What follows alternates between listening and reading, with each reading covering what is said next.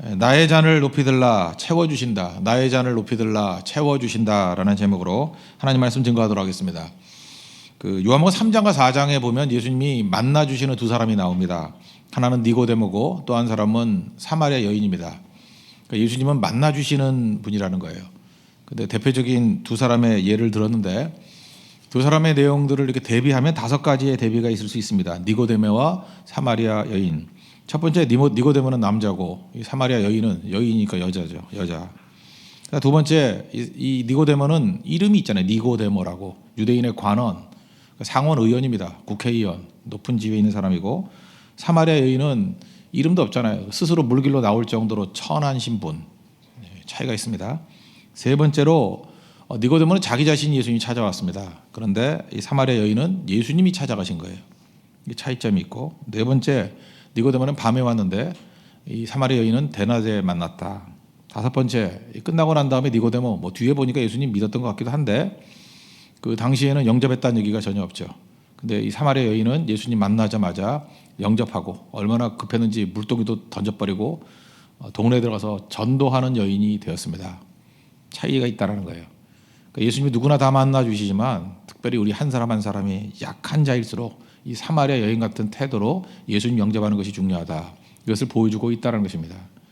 우리 가운데 강한 사람은 누가 있겠습니까? 다 약하죠. 사마리아 여인 같은 약한 종들이 예수님 만나서 새 생명을 얻는 그 모습이 반드시 있어야 된다는 것입니다.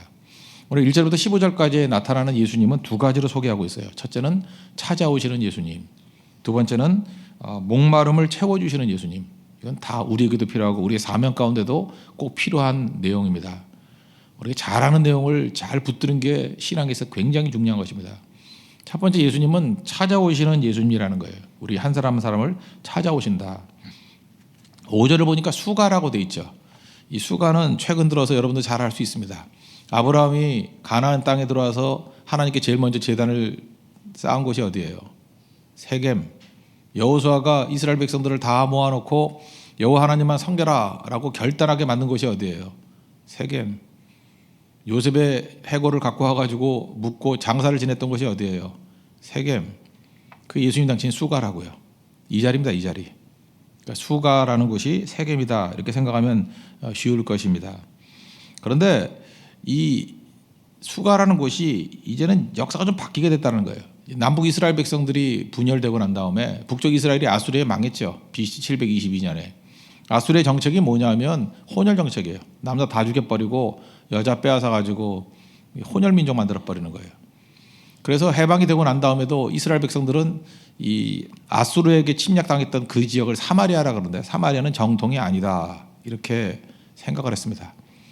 그게 거기까지만 머물러 있다 그러면 문제가 없는데 이제 바벨론의 포로로 끌려갔잖아요. 끌려갔다 돌아오고 난 다음에 스룹바벨이 성전을 재건하죠. 그럴 때 그 느헤미야나 이런 데 한번 보십시오. 에스라나 이런 데 보면은 이 사마리아 사람들이 와가지고 우리 동족이니까 같이 짓자. 같이 짓어서 얼마나 좋았겠어요. 근데 돌아온 유태인들이 너희들은 피가 섞인 더러운 놈들이야. 너희들하고는 상종 안 해. 그랬다고요. 형제끼리 싸우기 시작하는 거예요. 그랬더니 이제는 방해하기 시작하죠. 그래서 느헤미야 때 보면은 그 성벽 재건하는 것을 방해하는 세력 가운데 사마리아 사람들이 꼭 나와요. 많은 사람이 나온다고. 그 이유가 뭐냐? 거기서 이제 이 원한이 생긴 거예요. 원한이. 그래서 예수님 때 가면은 철천지 원수에서 서로 상종도 안 하는 그런 일이 벌어지게 되었다는 것입니다. 그래서 미움이 계속 쌓이면 이런 일이 벌어지게 된다는 거예요. 여러분 역사서를 보면은 열왕기 상하가 있죠. 열왕기 상하를 보면은 북쪽 이스라엘에 대한 역사도 나오고 남쪽 유다에 대한 역사도 나와요. 근데 바벨론 포로기에서 돌아오고 난 다음에 다시 역사를 재정리한 것이 역대기죠. 역대상하. 역대상하를 보면 북쪽 이스라엘 역사는 다 빼버렸어요. 그래서 이걸 구속자적으로 해석할 때는 남쪽 유다만이 정통성이 있기 때문에 거기만 봤다. 이렇게도 해석할 수 있지만 만약에 이 역사 사회적인 내용으로 파악한다 그러면 그 역대기를 기록한 사람들은 남쪽 유다 사람들 아니에요. 북쪽 이스라엘을 완전히 무시해버리는 거예요. 사마리아를 무시해버리는 거예요. 너희는 우리 역사 속에 들어올 수도 없다라는 거죠. 역사 재평가예요. 그러니까 이 정도로 차별받았던 사람들입니다. 그게 사마리아 사람이라는 거예요. 그런데 예수님이 그들을 품습니다. 그러므로 교회가 가져야 될 자세는 뭐냐 하면 누구도 배척하면 안 된다는 거예요. 누구도 품지 못할 사람이 없다는 것입니다. 예수님은 당시에 품지 못할 거라고 하는 사마리아 사람 품었고, 당시에 품지 못한다고 했던 세리장 삭개오 품고, 불가촉 천민이라고 얘기하는 사람들, 만날 수 없다는 사람들 다 만나줬고, 그 나병 환자들 만져주시고 치유해 주셨잖아요. 이게 교회가 해야 될 일이라는 것입니다. 특별히 내 자신이 너무너무 약하고 나는 버림받고 나는 사회에서 인정받지 못하는 사람이에요. 그런 사람이 예수님 찾아오십니다. 그래서 약하면 약할수록 예수님이 계신다는 거예요. 오히려 사람들에게 소망을 가지면 자꾸 사람 찾아다니게 되는데, 어느 순간인가 우리가 너무너무 약해졌을 때 그때가 다시 복음이 들리는 시간이에요. 예수님 나를 찾아오시거든요. 위로해 주시거든요. 그 사람 통해서 일하십니다. 여러분 잘 보세요. 우리가 인간이기 때문에 어떤 사람 보면은 니고데모 같이 이렇게 그럴듯한 사람이 있어요. 뭐 교양도 있고 또 뭐 학식도 있고 돈도 있고 지위도 있고 그런 사람이 있고, 어떤 사람은 너무 교양도 없고 배운 것도 없고 보면 이게 불편해요. 하나님이 누굴 통해서 일하실까 그러면 대부분 전자를 생각을 하거든요. 근데 이렇게 지나놓고 보면 하나님이 진짜 그렇게만 일하시는 게 아니더라고요. 너무너무 약해 보이고 아무것도 아닌 것 같은 분들을 너무 사랑해요. 찾아오셔서 어루만져 주시고 그를 통해서 하나님의 일을 하시기를 원하실 때가 너무너무 많다는 것입니다. 그게 나라는 거예요. 내가 다 약하잖아요. 예수님밖에 없습니다. 나를 찾아와 주시고 나를 붙들어 주십시오. 예수님이 이 사마리아 여인을 배려했다라는 것이 성경에 나와요. 이 배경에서 나오는데, 예수님 첫째 그날 이 사마리아 여인을 만난 날 새벽 기도하셨다고 생각합니다. 도대체 어떻게 아느냐 그런데, 이런 걸 이제 계시 의존 사색이라 그래요. 하나님 말씀을 의존해 가지고 이제 생각을 하는 거죠. 이 남쪽 유다 지방에서 그 갈릴리로 가려 그러면 사마리아 통과하면 제일 빨라요. 근데 이렇게 우회해서 요단 동편으로 이렇게 우회해서 간다 그랬죠. 그런데 이제 관통을 하는 거예요. 그런데 이제 걸어가는 속도니까 유다에서 사마리아 이 수가성 정도까지 가려 그러면 반나절 정도 걸린대요. 근데 예수님이 수가성에 도착했을 때가 난 12시잖아요. 6시라고 나와 있는데 6시가 6을 더 해야 되거든요. 난 12시. 그러니까 새벽기도 끝나자마자 정신없이 간 거예요. 아침밥도 안 먹고. 그래야 시간이 딱 맞아 떨어지는 거라고요. 그러니까 예수님이 왜 서둘러 가셨을까요? 이 사마리아 여인을 만나기 위해서. 이거라고 분명히 믿습니다. 그리고 또 하나, 예수님이 혼자만 가시는 분은 아니잖아요. 예수님의 무리를 한번 생각해 보세요. 예수님 그러면 연구하기도 힘들어요. 12명이 따라다녀야 되거든. 제가 우리 교육자들하고 그 좀 약간 등치 큰 사람들 있지 않습니까? 우리 교회도 딱 보면 깍두기 같은 사람들이 몇 명 있잖아요. 그죠? 이 같이 이렇게 가면은요, 한 7명만 다녀도 길을 비켜줘요. 길을 비켜주고, 그 남자 7명 몰려다니면 그거 만만치 않습니다. 그 낮 시간에 7명 몰려다니면 그 이상한 사람들이에요. 그죠? 근데 예수님은 13명이잖아요. 예수님 포함해서 13명이 우르르 다니면 그 웬만한 여자, 뭐 사마리아 여인이 아니래도 웬만한 여자가 다가오기 쉽지 않아요. 근데 예수님이 먹을 거 사러 이제 마을로 보내잖아요. 오병의 기적 때도 보면요, 한두 명 보냈어요. 빌립하고 몇 명. 그거 다 갈 거 없잖아요. 몇 명만 사오면 되잖아요. 여러분 뭐 가서 빵 사오라 그럴 때 여기 사람 다 나가요? 몇 사람만 보내잖아요. 되게 특이해요. 동네 가서 먹을 거 사오라 그러는데 12명 다 보내버려요. 그죠? 다 보내버린다고. 그 참 이상하잖아요. 8절을 한번 보세요. 이는 제자들이 먹을 것을 사러 그 동네에 들어갔음이러라. 예수님이 다 보낸 이유가 뭘까? 이거 아무리 해석해도요, 사마리아 여인에 대한 배려라는 생각밖에 없어요. 사마리아 여인이 나와서 보니까 예수님 혼자 있거든.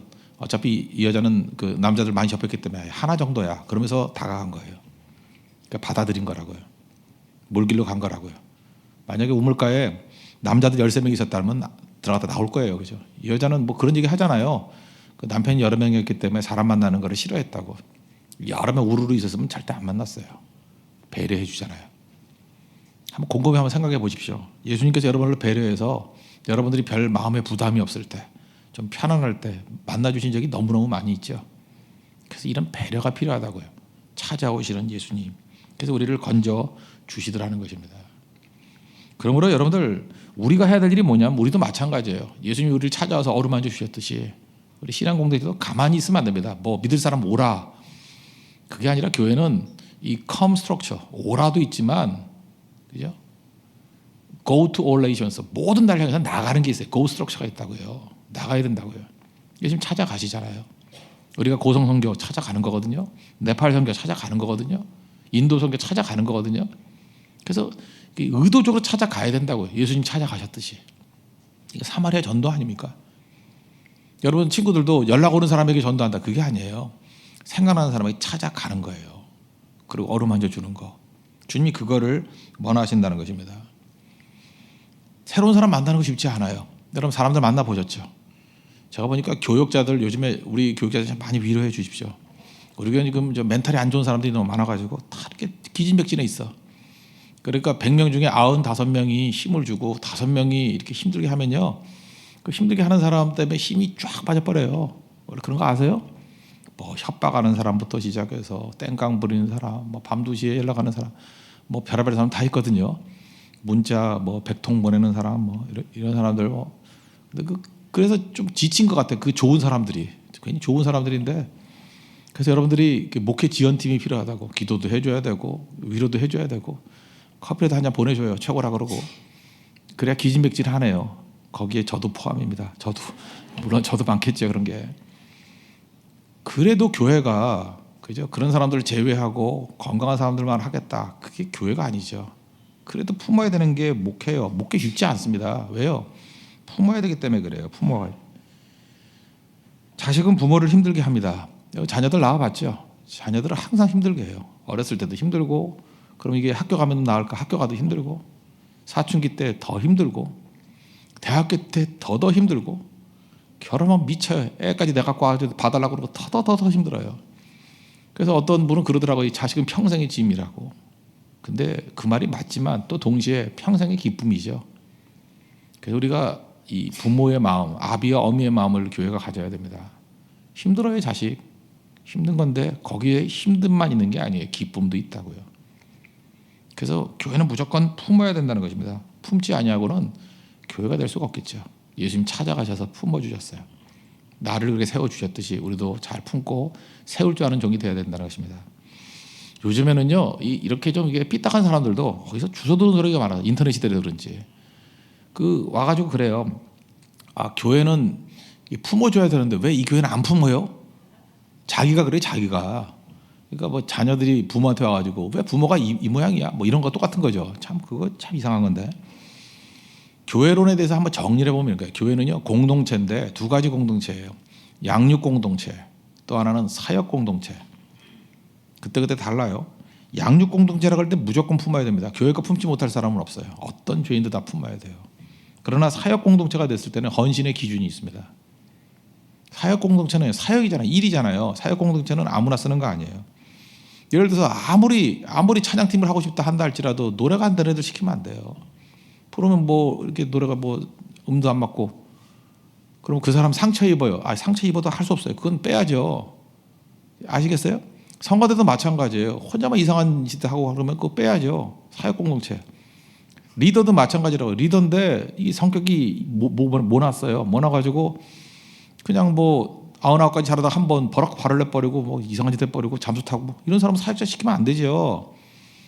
그 헌신의 기준이 따로 있는 거예요. 그건 또 다른 거라고요. 다른 거. 그래서 교회는 양육 공동체이자 동시에 사역 공동체이기 때문에 사역에 있을 때는 기준이 있어야 된다는 거예요.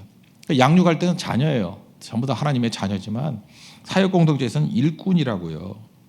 그래서 일꾼은 그 일에 맞는 사람 뽑는 거예요. 어떤 사람 그래요. 이 교회는 뭐 일 중심이고 사람 중심이 돼야지. 어디서 참 주워 들은 건 많아요. 마귀도 신학은 되게 잘 알아요. 이상하다고 이런 거 어디서 주워 들어가지고 그래 맞다고 양육에서는 이게 맞아요. 그러나 사역에 있어서는 교회가 사람 중심이 돼야지. 그건 양육 공동체 착각하는 거예요. 지금 사역 얘기하는 거 아니에요. 사역은 일 중심이 돼야 돼요. 일이 되게 만들어야죠. 컴퓨터 전용 못하는 사람한테 교회 컴퓨터로 할 수 있는 일들을 맡긴다 그러면 누구나 다 품어야 된다. 그게 맞는 얘기입니까? 전혀 안 되는 얘기죠. 자기 은사에 맞게 또 자기 인격에 맞게 사역 공동체는 다르다는 것입니다. 지금 여기서 예수님 찾아갔다는 얘기는 뭐예요? 자녀로서 찾아갔다는 거예요. 양육의 모습이라는 거예요. 우리 교회가 우리 모든 사람을 잘 품을 수 있는 찾아오시는 예수님을 믿는 자녀로서 우리도 찾아갈 줄 알고 찾아가서 품을 수 있는 우리 하나님의 거룩한 종 되기를 바랍니다. 그리고 두 번째 예수님께서는 목마름을 채워주시는 예수님이에요. 13, 14절 이게 뭐 결론인데 이 물을 마시는 자마다 다시 목마르려니와 내가 주는 물을 마시는 자는 영원히 목마르지 아니하리니 내가 주는 물은 그 속에서 영생하도록 솟아나는 샘물이 되리라. 7절부터 보면 예수님이 물 좀 달라 그랬습니다. 그러면요, 예수님이 물 달라 그랬으면 그냥 예 그러든지 싫어요 그러 예 오아 노 예스 오아 노 그거 아니에요? 근데 역시 여자는 여자예요. 여자는 여자 말투죠. 여자는 질문하면 꼭 질문을 해. 그죠? 뭐 당신은 유대인인데 어찌하여 사마리아 여자인 나에게 물 좀 달라 하나이까? 이거하고 똑같은 거죠. 뭐 자꾸만 뭐라 그러게 내가 잘못했어 그러는데 뭘 잘못했는데 이거 똑같은 거죠.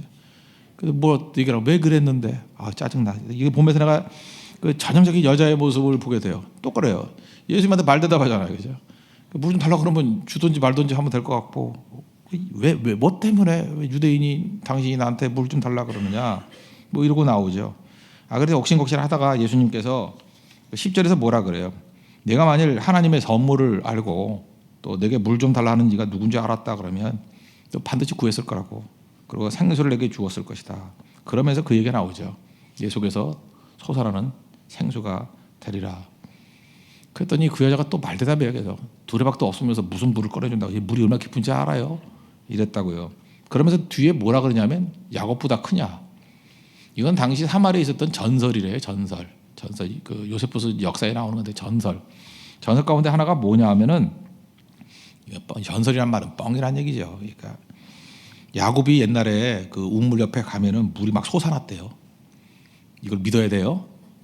그러니까 두레박도 없으면서 물을 준다 그러는 거 보니까 야곱이 그랬다는 건 내가 이해한다. 전설에 있으니까 당신이 야곱보다 크냐고 이렇게 얘기하는 거예요. 그 예수님께서 다 들어주시고 그 다음 얘기하잖아요. 그죠? 내 속에서 생수의 강이 터져 나오리라. 저는 이게 참 중요한 얘기라고 생각하는데 우리 인생에 대한 메시지라고 생각합니다. 우리 다 목마르죠. 얼마 전에 전도서도 했지만 돈이 있어도요. 돈 없는 분은 돈 있으면 다 될 것 같죠. 목말라요.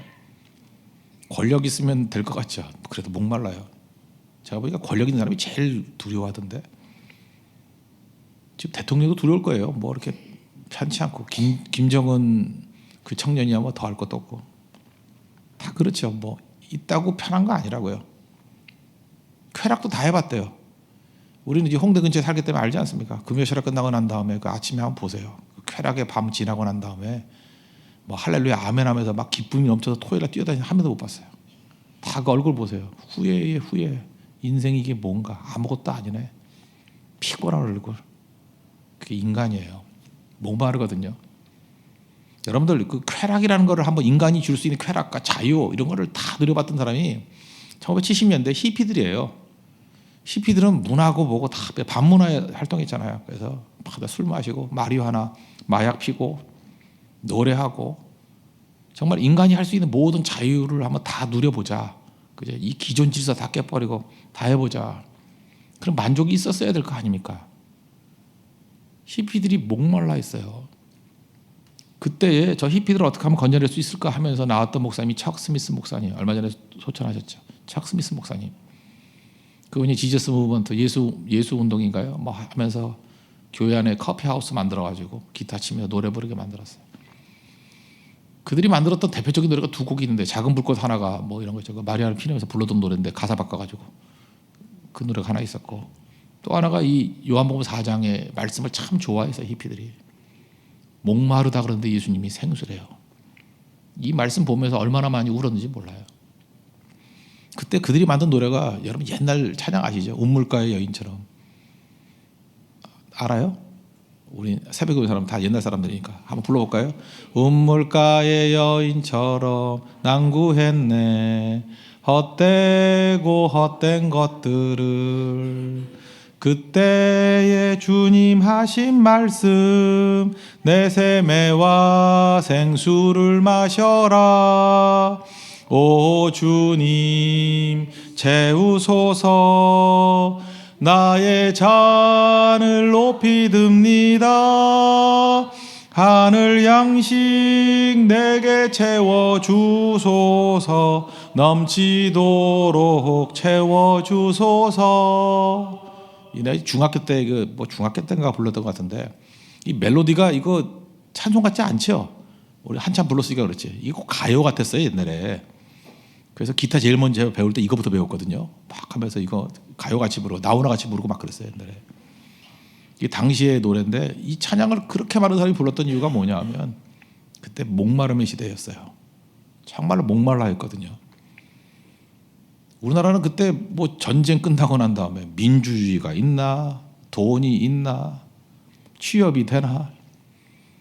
요즘에 취업이 어렵다 그랬는데 옛날에 갈 만한 회사는 은행밖에 없었어요. 우리나라 뭐 회사가 있었나?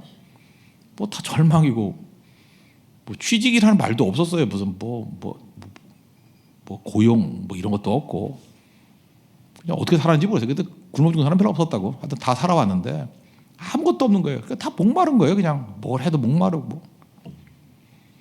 히피들뿐만 아니라 우리 교회가 이 찬양 진짜 어마어마하게 불렀던 것 같아요. 그러면서 마지막에 이거 한 100번씩 부르고 했거든요. 채워주셔서 나의 잔을 높이 듭니다. 그 한 100번쯤 부르다 보면 다 손이 다 올라가 있어요. 너무 비어 있으니까. 나의 손을 높이 듭니다. 채워달라고. 그런데요, 그때 뭐 엑스볼로 74 그래가지고 뭐 여러 뭐 모임도 있어, 여의도 광장에 모임도 있었고 이 찬양 부르면서 채워달라고 했는데 예수님 채워주셨어요. 제가 인생에 목마름이 있잖아요. 그죠? 부족함이 있잖아요. 아니 뭐 하다마다 돈이 없으면 돈이라도 채워달라고 그래요. 돈이든 뭐 시작은 뭐가 돼도 좋아요. 내 갈급함이 있잖아요. 그 되지도 않는 거지만 한번 해보라고요. 해보면 주님이 이것저것 채워주시면서 마지막에 가서는 속에서 터져나오는 생수로 채워주신다고요. 인간의 최고의 문제는 뭔지 아십니까? 죄 문제예요. 로마서 6장 23절 보니까 죄의 삭은 사망이라고. 우리는 다 알아요. 내가 죽는다는 거. 내가 죄인이라는 거 다 알아요. 소망이 없어요. 힘쓰고 애써도 안 되는 거 알아요. 열심히 잘 믿는 척 해보죠. 충성하는 척 해보죠. 사람 눈은 속일 수 있지만 하나님 앞에서는 다 뻥이라는 거 다 알아요. 그거 갖고 안 된다는 거 알아요. 절망이거든요. 힘쓰고 애써도 안 되고 평안한 척해도 안 되고 내 속에서 답답함이 있어요. 뭐가 텅 빈 게 있어요. 근데 묘한 게 뭔지 알아요? 예수님께 나아가서 십자가 붙으면 채워주셔요. 씻어주신다고. 이거구나 하고 깨닫게 된다고요. 그게 바로 교회의 능력이에요. 음부의 권세가 건들지 못하는 교회의 능력이라고. 오늘 이 아침에도 예수님이 오셔서 여러분의 마음을 터치해 주시길 원합니다. 만져주실 거예요. 씻어주실 거라고. 뭐 눈이 많이 와가지고 제주도에 뭐 7만 명인가 고립돼 있다가 뭐 며칠 동안 뭐 있다가 왔다면서요. 그분들이 그러대요. 뭐 양치지만 간신히 했다고. 양치 했으니 다행이지. 그것도 못한 사람 많던데. 제일 하고 싶은 게 목욕하고 싶고 좀 쉬고 싶다고. 난 그걸 보면서 이런 생각을 했어요. 한 2, 3일 정도 저렇게 고립돼도 저렇구나. 우리의 영혼이 그래요. 영혼이 답답하고 더럽고 좀 씻고 싶은 거예요. 씻어지질 않거든요. 근데 예수님께 나오면 씻어주시고 우리 영혼에 생수가 터져 나온다는 거예요. 요한복음 요한계시록 21장에 보면요, 그 천국에 대한 얘기가 나오는데 6절에 나는 알파 오메가다. 예수님은 시작과 마지막이다. 그죠? 처음과 마지막이다. 내가 생명수 샘물을 목마른 자들에게 값없이 주겠다. 생명을 값없이 주겠다. 그게 필요합니다. 교회가 뭔지 알아요? 생명수 생물을 주는 곳이에요. 예수님이 생수거든요. 생수가 뭐예요? 영생이라는 뜻이에요. Eternal life. 생명 주신다고요. 생명은 누구도 줄 수 없는 거예요. 예수님이 생명 주신다고요. 그래서 죽었던 자가 살아나는 거예요. 잠깐 모나고 뭐 깨졌다 그러는데 사람들이 다 버리는 존재 아니에요. 그런데 거기에 생명이 들어가면 살아나요. 교회가 그 일을 해야죠. 우리가 지금 사람 만나서 상담하고 내 힘으로 하려고 그러니까 안 되는 거예요. 생명 대신 예수님 만나면 살아납니다. 교회에 생명이 있어야 돼요. 예수님 찾아오십니다. 우리에게 목마른 자들에게 생수 주시길 원합니다. 그 생수로 충만히 채울 수 있는 믿음의 종 되기를 축원합니다. 네, 모두 자리에 일어나겠습니다. 우물가 여인처럼 우리 찬양합시다. 다 같이 공동체 기도드리겠습니다. 기도하겠습니다. 예수님은 찾아오시는 분입니다. 약한 자, 버림받은 자를 찾아오십니다. 오늘도 예수님이 나를 만나주시고 어루만져 주옵소서. 예수님의 배려로 인해서 내가 예수님의 음성을 듣습니다. 우리도 예수님처럼 찾아가는 사람이 되게 하소서. 아픈 사람을 품고 약한 사람을 품게 하소서. 부모는 자식 때문에 힘들어합니다. 힘들지만 그게 기쁨입니다. 부모의 기쁨을 누리게 하소서. 목마릅니다. 뭐래도 답답합니다. 예수님이 주시는 속에서 솟아나는 생수를 주옵소서. 나의 잔을 높이 듭니다. 예수님 채워주셔서 예수님께 나가는 목마른 자에게 값없이 생수를 주옵소서. 그 힘으로 다시 일어나게 하소서. 예수님의 이름으로 기도합니다. 아멘. 우물가 여인처럼 찬양하겠습니다.